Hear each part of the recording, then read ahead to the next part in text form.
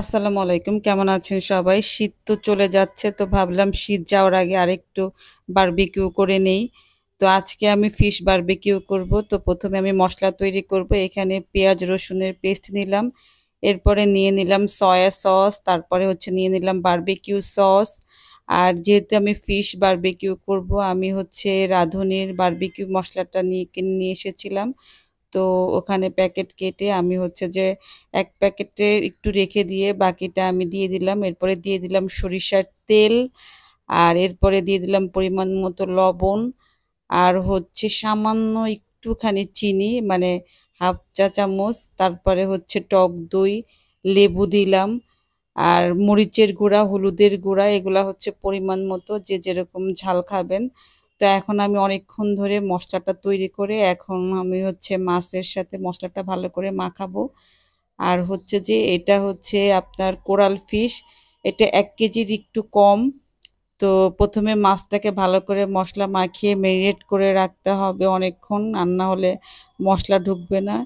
তো এই কাজটা আসলে আমি করতেছি না, কারণ এত মরিচ আমার হাত চলবে।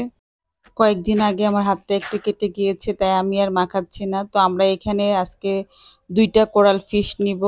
যেহেতু আমাদের লোকজন একটু কম, সেহেতু আমরা 2টা ফিশ নিচ্ছি, বেশি নিচ্ছি না।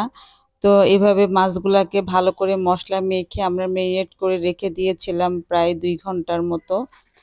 আর এরপরে আমরা চলে গিয়েছি ছাদে। আর ছাদে গিয়ে আমরা এখন চুলাটা রেডি করব। তো অলরেডি আপনাদের ভাইয়া চলে গিয়েছে চুলা রেডি করতে। আর এই টাইপের কাজ আপনার ভাইয়াই বেশি করে, বেচারার অনেক কষ্ট হয়ে যায়, আমি তো শুধু একটু হেল্প করি।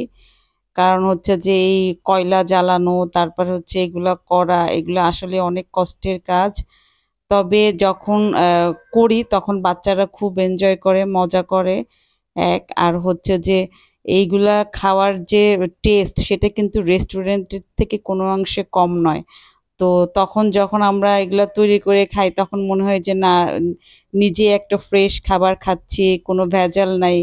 কারণ রেস্টুরেন্টের খাবারে কম বেশি এটা সেটা মেশানো হয়, কিন্তু বাসার খাবার তো একদমই ফ্রেশ, কারণ আমি নিজে সবকিছু দিচ্ছি। যাই হোক, তো আমার বারবিকিউ মাছ মোটামুটি ম্যারিনেট করা শেষ। এখন আমরা উপরে যাব ওনাদের দুজনকে পোড়ানোর জন্য। যাই হোক, আমাদের চুলা রেডি। তো উপরে গিয়ে আমরা মাছ প্রথমে এই যে গ্রিলের মধ্যে দিয়ে, আর যেটুক তেল মশলা ছিল সেটা অল্প অল্প করে দেওয়া হচ্ছে, যাতে মাছটা একটু জুসি জুসি হয়। তো আসলে মাছ ভালো করে ম্যারিনেট করা হলে বেশিক্ষণ লাগে না।